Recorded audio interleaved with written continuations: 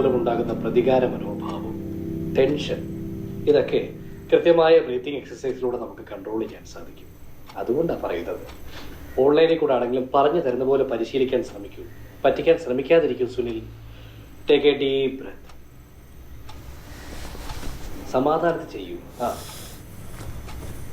Inhale എന്ന് വെച്ച് മാറ്റിലെ പൊടിയൊന്നും വലിച്ച് കേട്ടല്ലേ. കഴിയാറായ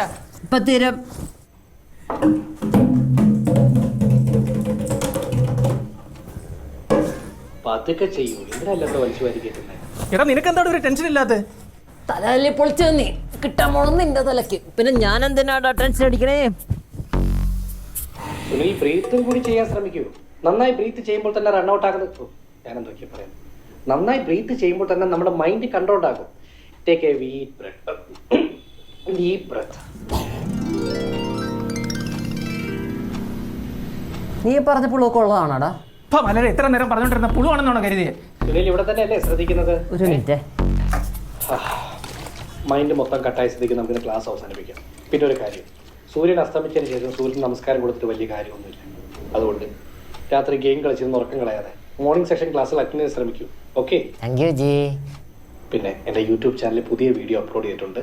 മാക്സിമം എല്ലാവർക്കും ഷെയർ ചെയ്യണം. നമോ നമഃ. ബൈ. പുല്ല്